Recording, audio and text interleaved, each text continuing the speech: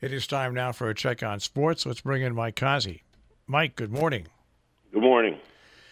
So the Mets are doing it again. They've got 7 victories under their belt. They swept the Sox, and they're giving just enough hope to their fans. The White Sox. Yeah, well, the White Sox not the Sox. I know, but the White Sox are not a terrible team. No, they're only 14 games under 500. Yeah, well, in that division, that's a good team.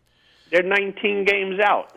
Yeah, but still, they've won 7 games in a row. I mean, they're the White Sox. I know, but they've won 7 games in a row. They put themselves in a position to give their fans hope, and they'll probably crush their fans. Well, if you think that a team that's 2 games under 500 has hope, they have hope. It's not me. I'm talking about their fans. I'm talking about their fans. I don't think they have any chance to do anything. All right. Well, I think they're a boat on the water without an engine, and the U-boat's coming with a nice big torpedo to put it at the bottom of the ocean. All right. Now, what about the Red Sox? They're inconsistent. Yeah, that's them. They're inconsistent. Man. Well, they've been this way all year. I mean, there's nothing you could think any differently. Last weekend, they put it all together against the Yankees, and they beat them up. This week, they played the Rays and lost 4 in a row.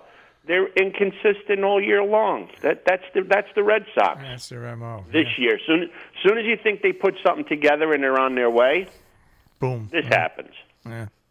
I mean, they're a threat because of the way they were able to play at times. Yeah. But if you think that they can string a wild card game, championship series, whatever else you have to go through, that's not going to happen with the Red Sox. They may come out if they make the playoffs and beat somebody by 10 runs in a play-in game. Then the best of 5, they could get swept. That's the Red Sox this year. All right. Looking at the scoreboard once again, several games with high numbers. Philadelphia over San Francisco, 10-2. Toronto over Baltimore, 11-2. Tampa Bay, of course, 9 runs over the Red Sox. Houston, 7-1 over Cleveland. St. Louis, 8-0 over Chicago. The Dodgers over San Diego, 8-2. But not too many close games yesterday. There's not too many close games in baseball, period, anymore. Yeah. When you get one, they say, it wasn't the right thing. We have to put the sponge balls back in so we can start hitting some more homers. But there was a statement game yesterday with Houston beating Cleveland 7-1. One of their aces rolled out. Garrett Cole yesterday pitched a really good game against them. Cleveland only managed 6 hits, and Houston had 11 hits and 7 runs. Houston flexed their muscles yesterday. Cole pitched 7 innings, didn't pitch great, 4 hits. In my standards, didn't pitch great. 4 hits, 2 walks, only 4 strikeouts, 1 earned run. But they have a bullpen that can do the job, and they have a lineup that can score runs. Cleveland is in a position to make some noise, but now they ran up against a team that is a competitor, and they got beat up pretty good. All right. Hey, congratulations. You're on quite a streak at Saratoga.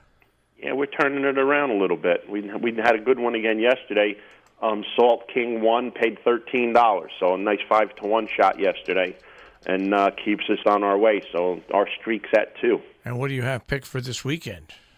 Starting with today, our play for today is going to be in the 7th race in the Hall of Fame, Grade 2 stake on the turf, on the inner turf. A lot of nice horses in here, but I think that the 7-horse Global Access has a little edge over the rest of them. If you probably don't remember, but a lot of horses coming from Woodbine last year did very, very well at Saratoga. This is another one. This horse last ran the end of June up in Woodbine on the turf, going a mile. It's a 1-turn mile up there. Came in 3rd by a half length, so it was kind of a blanket finish. This horse is a much better horse going 2 turns on the turf, which he gets today at Saratoga. Has 2 nice works for Trombetta up there. 6-1 morning line with Johnny Velasquez, but Velasquez has been kind of cold. He's only got 3 wins at the meet. He's 3 for 43. This is a good opportunity for him to step up and make some noise. So our play for the day today is in the 7th race, the 7-horse, and that's Global Access. Looking to the stakes tomorrow, 2 stakes that we're looking at. One is going to be the 8th race, the Test, a Grade 1 sprint, for 3-year-olds, going 7 furlongs. Draws 7 horses in here. 2 horses I'm looking at. One is going to be the one horse, Serengeti Express. This horse is very good at one turn.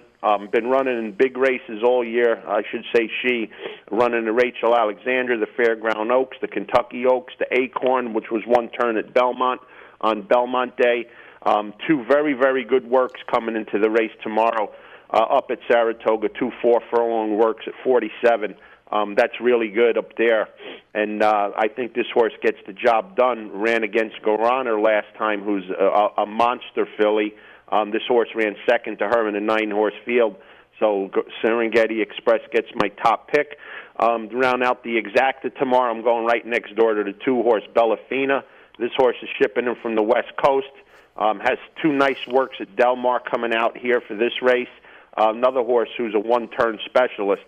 So looking for a bang-up exacta here tomorrow with a 1-2 box.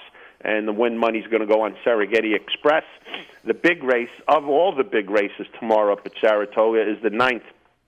That's the Whitney, Grade 1, going 1 1/8. The Whitney is named after the Whitney family, and like we said the other day, she just passed away last weekend, and they're expecting to put on a little remembrance today in the Hall of Fame induction for her, which is definitely justified. This draws a field of 8 horses in it. You're going to have a big favorite in McKenzie. I do not like McKenzie at all. I don't like him running 1 1/8. I don't like him running at Saratoga. He's going to be overbet, which gives us a nice opportunity. 2 horses I like here. One is the 4-horse Thunder Snow. This horse has been running all over the world in Dubai. Comes back, runs at Belmont in the Jockey Club last year. Ran 3rd in the Breeders' Cup Classic. Ran back to Dubai. Ran a fast closing 3rd in the Met Mile to Matoli on Belmont Day. Thunder Snow doesn't need to take his track with him, and I think Thunder Snow is the definitely 2-turn horse to use in here. So Thunder Snow is going to be one play for me in this race tomorrow. The other one is going to be a horse for course, in my opinion, and that's going to be the 7, Yoshida. I wish they would just take this horse and leave this horse on one surface, be it turf or dirt. This horse can run on anything. Ran a very big race last year in the Woodward to win, going away by 2. Only been on the track surface once and ran one of the biggest buyers of his life. So I'm going to go with Yoshida, the 7, and the 4, Thunder Snow, in an exacta box tomorrow up at Saratoga. And I'm kind of leaning toward Thunder Snow to win unless he gets bet at the windows. So 4-7, 7-4 in the Whitney tomorrow, and post time for that race is 5:45. All right, we'll wrap up sports, and I'm going to give you some good news out of a league that you hate, out of the NFL. They cancel the season? No, I don't know if you heard what Jerry Jones said yesterday about Ezekiel Elliott, his holdout. Did you hear what he said? No. Quote, they asked him if he was going to be signed by August 6th or if he'd be signed by the time they played the Giants. Here's a direct quote. I don't see a point. I don't see a point. I don't see a point months into the season. I don't see a point. I'm not going to be a market setter. I don't need let's listen to this. I don't need a rushing champion to win a Super Bowl. And Jones said, as far as doing something that would disrupt and shake the base of our plans on how we're going to keep talent, we've got to hear and we've got to do that. I'm not about to shake that loose over that concern. I've got a lot of good players that are going to have a lot of contracts coming up. I'm not going to go there. There you go. Fake news. I don't think. All Cowboys have to do is come out of the box 0-2, and he'll be hunting them down like a dog looking for a bird. Well, we'll see. We'll see. A leopard doesn't change its spots. Yeah, you're right. I thought about that when I saw it, but I still said maybe he's just had enough. I don't know. Who knows? Maybe he had enough of bourbon before he made the statement. Okay. Hey, have a good weekend. I'll speak to you on Monday. Have a great weekend, guys. Take care. Mike Cozzi with the check on sports this morning here on the Breakfast Club.